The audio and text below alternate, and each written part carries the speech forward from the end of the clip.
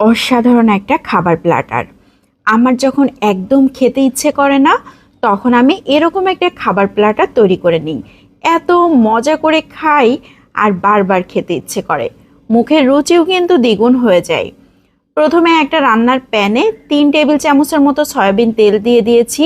এখন নিয়ে নিয়েছি 1 কাপ কুমড়ো বড়ি আর নিয়ে নিয়েছি 5-6টার মতো শুকনো মরিচ। খুব ভালো করে এখন ভেজে নিতে হবে। কুমড়ো বড়িগুলোকে একটু বেশি তেলে ভেজে নিতে হয়, তাহলে কিন্তু অনেক মুচমুচে হয়। আমি একদম মুচমুচে করে ভেজে উঠিয়ে নিয়েছি।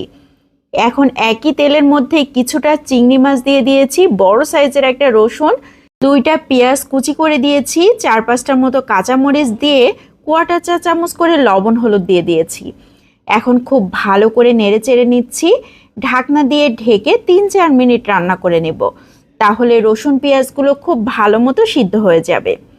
এরই মধ্যে রসুন পেঁয়াজগুলো কিন্তু সিদ্ধ হয়ে এসেছে। একদম ভাজি ভাজি করব না। চিংড়ি মাছগুলো তো আগেই ভাজি করে তারপর রসুন পেঁয়াজ দিয়েছিলাম, মানে সব কিছুই ভাজি হয়ে গিয়েছে। আমি একটা সাইডে রেখে দিয়েছি ঠান্ডা হবার জন্য। এখন একটা পিশনির উপরে একটু বেশি পরিমাণ শুকনা মরিচ লবণ দিয়ে ভেঙে নিলাম। আধা কাপ নিয়ে নিয়েছি পেঁয়াজ কুচি। এখানে পেঁয়াজ কুচিটা একটু বেশি পরিমাণে দিতে হবে। পেঁয়াজ মরিচের এই ভর্তাটা খেতেই কিন্তু অনেক মজার হয়। এখন সেই ভেজে রাখা কুমড়ো বড়িগুলোকে নিয়ে নিয়েছি। আমাদের এলাকার অনেক জনপ্রিয় একটা ভর্তা হচ্ছে এই কুমড়ো বড়ির ভর্তা। কুমড়ো বড়িটাকে এভাবে ভর্তা করলে এত মজার হয় আর একদম মুচমুচ করে, গরম গরম ভাতের সাথে অসাধারণ টেস্টি। আমি কিছুটা পরিমাণ সরিষার তেল দিয়ে দিয়েছি, খুব ভালো করে মাখিয়ে নিয়েছি। কুমড়ো বড়ির ভর্তা কিন্তু একদম রেডি হয়ে গিয়েছে। এখন আমি একটা পাত্রে উঠিয়ে নিচ্ছি। এই কুমড়ো বড়ির ভর্তা হলে আর কোনো কিছুই লাগে না। এক ভর্তা দিয়েই 1 প্লেট ভাত নিমিষেই শেষ। এখন নিয়ে নিয়েছি সেই চিংড়ি মাছ, রসুন, পেঁয়াজ সব কিছু। এখন খুব ভালো করে ম্যাশ করে নিচ্ছি। এখানে কিন্তু আর তেমন কিছু দেওয়ার প্রয়োজন নাই, শুধুমাত্র এটাকে ম্যাশ করে নিলেই সুন্দর একটা ভর্তা তৈরি হয়ে যাবে। তারপরও আমি 2টা ভাজা শুকনা মরিচ নিয়ে নিয়েছি, খুব ভালো করে ম্যাশ করে নিচ্ছি।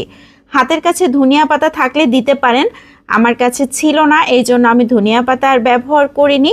খুব ভালো করে মাখিয়ে নিয়েছি। চিংড়ি মাছের এই ভর্তাও কিন্তু রেডি হয়ে গিয়েছে। আর চিংড়ি মাছের এই ভর্তাটা খেতেও কিন্তু অনেক বেশি মজার হয়।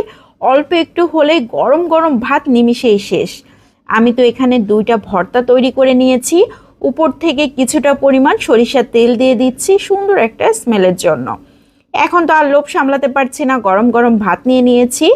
এখানে আমি 2টা ভর্তা নিয়ে নিয়েছি আর আগেই ছোট সাইজের চিংড়ি মাছের বড়া তৈরি করেছিলাম, সেই বড়াও নিয়ে নিয়েছি। এমন একটা খাবার প্ল্যাটার হলে আর কোনো কিছু লাগবে বলেন তো? গরম গরম ভাত খেতে কি যে মজার হয়, আমার তো এখনই জিভে পানি চলে আসছে, মনে হচ্ছে এখন আবারও খাই। এমন ভর্তা ভাজি তৈরি করে নিলে বাসার কারো কোনো অভিযোগ থাকে না, সবাই অনেক মজা করে ভাত খায়। তো কেমন লাগলো সবাই লাইক ও কমেন্টের মাধ্যমে জানাতে পারেন। ভালো লাগলে বেশি বেশি করে শেয়ার করে দিতে পারেন, অনেকেই দেখার সুযোগ পাবে। আজকের মতো বিদায় নিচ্ছি। আসসালামু আলাইকুম।